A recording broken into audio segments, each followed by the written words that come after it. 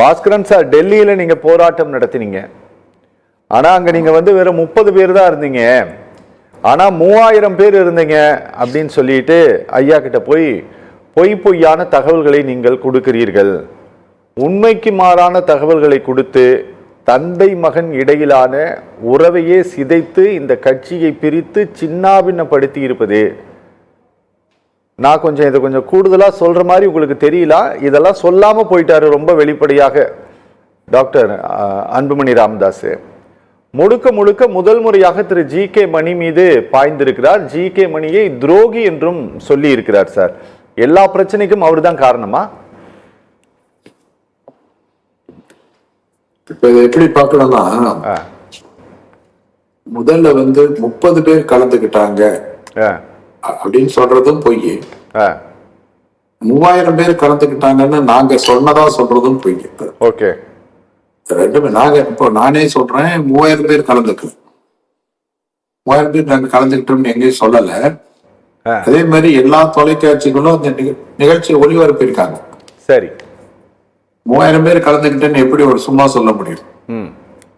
அது அதாவது இட்டு கட்டி பேசுறாரு. அங்க அழைக்கப்பட்டது மாநில நிர்வாகிகள், மாவட்ட செயலாளர்கள். சரி சார், கூட்டத்தை விடுங்க சார். எவ்வளவு பேர் கலந்துக்கிட்டீங்கிறது அது ஒன்னும் ஒரு பெரிய இஷ்யூ கிடையாது. நீங்க இன்னைக்கு திரு ஜி.கே. மணி மேல முதல் முறையாக சார்ஜ் வச்சிருக்கிறாரு. இல்ல, அதான் சொல்ல வரேன். அங்க சொந்த செலவுல டெல்லிக்கு வர முடிஞ்சவங்கள வர சொல்லி இருந்தாங்க. விருப்பப்பட்டவங்க வரலாம் தான். அதுக்கு இவ்வளவு பேர் வந்தே ஆகணும்னு கட்டாயம் விதிக்கல. சரி, அந்த அடிப்படையில போனாங்க. அது உங்களுக்கு தெரியும். அப்படி இருந்தாலுமே தமிழ்நாடு முழுவதும் இருக்கிற 108 மாவட்ட செயலாளர், மாநில நிர்வாகிகள் எல்லாம் வர்றதுக்கு தயாரா இருந்தாங்க. அப்புறம் விமானம் எத்தனை விமானம் ரத்தானதுன்னு உங்களுக்கு தெரியும். பட் அதெல்லாம் மீதியும் கூட ஒரு 500 பேர் அங்க கலந்துக்கிட்டாங்க. சரி, அதுல அந்த இங்க இருந்து நம்ம பாட்டாளி மக்கள் கட்சியை சார்ந்தவங்க டெல்லியில வசிக்கிறாங்க. வேலை காரணமாவோ அல்லது ஏதோ ஒரு தொழில் செஞ்சுக்கிட்டு இருக்காங்க. அவங்க எப்பவும் வழக்கமா ஐயாவோ அல்லது பாட்டாளி மக்கள் கட்சி நிகழ்வுகளோ நடந்தா வருவாங்க, கலந்துக்குவாங்க. இந்த மாதிரி அன்னைக்கும் கொஞ்சம் பேர் கலந்துக்கிட்டாங்க. அவங்க தமிழர்கள் தான். இன்னும் சரியா சொன்னா வன்னியர் தான், பாட்டாளி மக்கள் கட்சிக்காரங்க தான். அவங்களோட 1-2 நண்பர்கள் இந்திக்காரங்க வந்திருக்கிறாங்க. அது தெரியல, பின்னாடிதான் நமக்கே தெரிய வந்தது. 1-2 வந்திருக்காங்க. அதுக்கப்புறம் அங்க இருக்கிற எல்லாருமே நல்லா ஹிந்தி பேசுவாங்க. இருக்க வன்னியர்களும் சரி, எல்லாருமே நல்லா ஹிந்தி பேசுவாங்க. இதெல்லாம் தேடி கண்டுபிடிச்சு சார், அங்க கூட்டம் வந்தது கூட்டம் வரலங்கிற பிரச்சனையை விடுங்க, அது ஒன்னும் ஒரு பெருசு கிடையாது. நீங்க சார்ஜ முதன்முறையாக ஜி.கே. மணி மேல வச்சிருக்கிறாரு.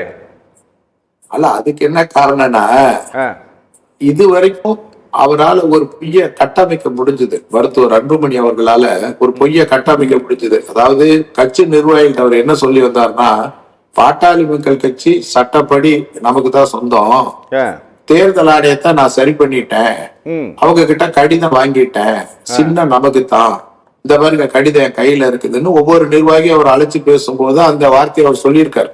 சரி, அதுலதான் சிலர் நம்பி அங்க போனது. ஐயோ சின்னம் எல்லாம் அங்க வந்துடுச்சு, கட்சிக்கு உரிட்ட இருக்கு, என்ன பண்றது, அதனால போவோம், அப்படிதான் கொஞ்சம் பேர் போயிட்டாங்க. ஆனா இப்ப அதை உடைச்சிட்டாரு ஜி.கே. மணி. ஜி.கே. மணி அல்ல, ஐயா தான் இந்த பணியை செஞ்சாரு. ஐயா தான் அதை உடைச்சாரு. இவங்களோட முகத்திரையை கிழிச்சாரு. போலி ஆவண விஷயத்த வெளிக்கொண்டு வந்தாரு.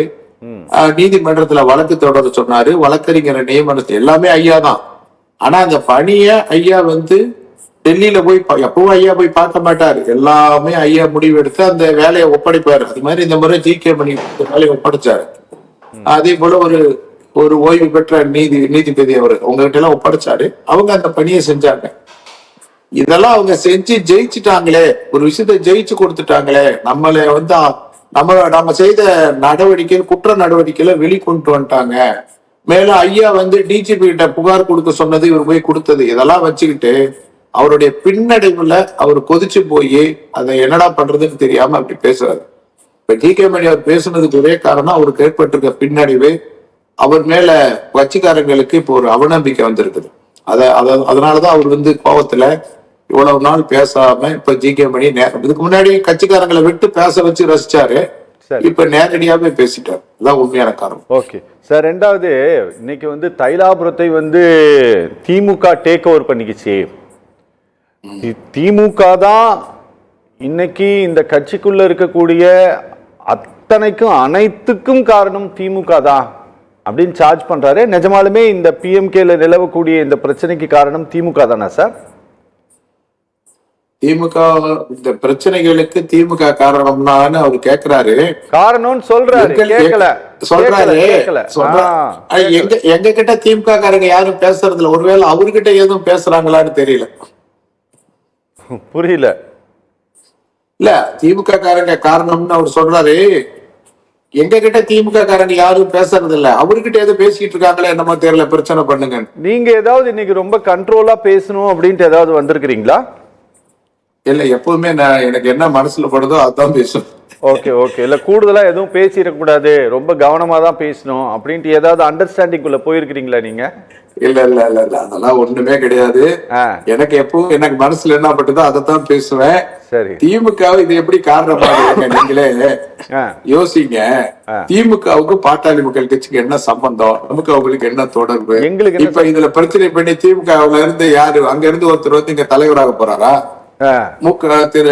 முதலமைச்சர் இருக்கிற மு.க. ஸ்டாலின் வந்து பாமக தலைவர் பதவி பிடிக்க போறாரா? இல்ல அவரோட பிள்ளைக்கு இங்க வந்து பதவி வாங்க போறாரா? அதாவது ஒரு இட்டு கட்டி பேசணும்னா எதை வேணாலும் பேசலாமா? விவரமா பேசுறது இல்லையா? படிச்சவங்க மாதிரி பேசுறது இல்லையா? பாமகல இவரு பிரச்சனை, அதாவது பாமகல இருக்கிற பிரச்சனைக்கு காரணம் திமுகவோ ஜி.கே. மணிலாம் இல்ல. ஒரே காரணம் அன்புமணி தான். அவர் பிரச்சனை, தனக்குத்தானே அவர் பிரச்சனை. நான் ஏற்கனவே கூட நிறைய முறை சொல்லிட்டேன். அதாவது இந்த பிரச்சனைக்கு எல்லாம் காரணம் இவருதான். தனக்கு அவரே காரணம். அன்புமணியை தவிர வேற யாருமே காரணம் கிடையாது. இவருதான் காரணம். அப்படியா சொல்றீங்க? ஆமா. இப்ப என்ன பண்ண முடியும்? திமுக அன்புமணி அவங்க அப்பாவை போய் பார்க்க முடியுமா?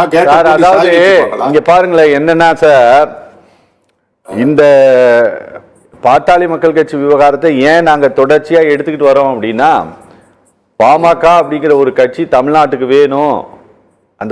அந்த பார்ட்டி எல்லா பிரச்சனைகளுக்காகவும் குரல் கொடுக்கக்கூடிய ஒரு கட்சியாக இருந்தது, இருக்கிறது அப்படின்ட்டு நாங்க நம்புறோம். ஏன்னா ஆமா இருக்கும்னு நம்புறோம். சரியா? அந்த பார்ட்டி இன்னும் வலுவானதாக மாறணும் அப்படிங்கிறது எங்களுடைய விருப்பமும் கூட. அதனாலதான் இந்த பிரச்சனைகளை தொடர்ந்து எடுத்து பேசிட்டு இருக்கிறோம். சரியா? ஆனா இந்த மேடைகள்ல அன்புமணி ராமதாஸ் மீது ஐயா குற்றச்சாட்டுகளை மட்டும் வைக்கிறார். சரியா? ஆனா அன்புமணி ராமதாஸ் என்ன சொல்கிறார்னா, எதையுமே கேட்கக்கூடிய, சுயமாக தீர்மானிக்கக்கூடிய அளவில் மருத்துவர் ஐயா இல்ல, அதற்கு அவருடைய வயோதிகம் காரணம் அப்படின்னு சொல்றாரு. அவருக்கு பக்கத்துல போய் எல்லாம் சொல்லி சொல்லி கொடுத்தா மட்டும்தான் அவருக்கு தெரியுது. அவரை வைத்துக்கொண்டு இவர்கள் ஒரு நாடகத்தை நடத்தி கொண்டு இருக்கிறார்கள், ஏமாற்றுகிறார்கள் அப்படின்ட்டு அவரு சொல்லிட்டு இருக்கிறாரு. ஆனா நீங்க என்ன சொல்றீங்க? கட்சியவே இவர் அபகரிச்சுட்டாரு, போலி டாக்குமெண்ட்டை கொடுத்துட்டு சிபிஐல கம்ப்ளைண்ட் கொடுக்குறீங்க, டெல்லி கமிஷனரேட்ல கம்ப்ளைண்ட் கொடுக்குறீங்க. நாங்க என்னத்தை புரிஞ்சுக்கிறது சொல்லுங்க? இன்னைக்கு 10ஆவதுக்கு அவர் என்னங்கிறாரு, தைலாபுரம் தோட்டத்தையே டிஎம்கே டேக் ஓவர் பண்ணிடுச்சுன்னு வேற சொல்றாரு ஒரு ரூலிங் பார்ட்டி மேல. ஏன் பாஸ்கரன் சார்? சார் கேக்குதா உங்களுக்கு நான் பேசுறது? கேக்குது. நான் சொல்றேன், ஐயாவுக்கு வயோதிகம் ஏசி போடுங்கப்பா. ஐயாவுக்கு வயோதிகம் அதிகமாயிடுச்சு. ஐயாவால வந்து புரிஞ்சுக்க முடியல. ஐயாவுக்கு வந்து குழந்தை மாதிரி ஆயிட்டாரு. இது மாதிரி எல்லாம் இவரு ஐயாவுக்கு கோபம் வருமா வராதோ? அப்படி சொல்றீங்க? வருமா வராது? அப்ப நீங்க இதுலயே புரிஞ்சுக்குங்க. வியாழக்கிழமையானா பத்திரிகையாளர்களை சந்திச்சு அவங்க கிட்ட பேட்டி கொடுக்கிற ஐயா, அவரை போய் விவரம் இல்லைன்னா அவருக்கு புரிதல்னா எப்படி பத்திரிகையாளர் சந்திக்க முடியும்? இப்ப நான் உங்ககிட்ட பதில் சொல்லணும்னா, நான் ஒரு குழந்தை மாதிரி இருந்தா உங்கள்கிட்ட எப்படி பதில் சொல்ல முடியும்? சரி சரி, ஓகே சார், ஓகே பேசலாம். இப்ப நான் போறேன், என்கிட்ட என்ன பேசணுமோ அதுதான் என்கிட்ட பேசுவாரு. சரி. ஜி.கே. மணி போனா ஜி.கே. மணி அவர்கிட்ட என்ன பேசணுமோ அதுதான் பேசுவாங்க. புதுசா ஒரு கட்சிக்காரங்க வந்தா அவங்க கிட்ட என்ன பேசணுமோ அதுதான் பேசுவாரு. அவருக்கு எல்லாம் தெரியும், யார்கிட்ட என்ன பேசணும், எதை சொல்லக்கூடாது, என்ன செய்யணும், எல்லாமே தெரியும். ஆனா என்னன்னா ஐயாட்ட யார் சொன்னாலும் கேட்பார். சரி. ஆனா முடிவெல்லாம் அவருதான் எடுப்பார். சரிங்க சார், சரி, ஓகே சார். நீங்க சொல்ற மாதிரி அவர் சொல்றதெல்லாம் கேட்கற மாதிரி தான் அன்புமணி அவர்களே போய் இவர் சொல்லிட்டு வந்துடலாங்க அப்பா கிட்ட. அவர் குழந்தை தானே, ஒரு பிஸ்கட் மிட்டாயெல்லாம் வாங்கி கொண்டே கொடுத்து சொல்லிட்டு வரலாம்ல. சரி, ஓகே பேசலாம் சார்.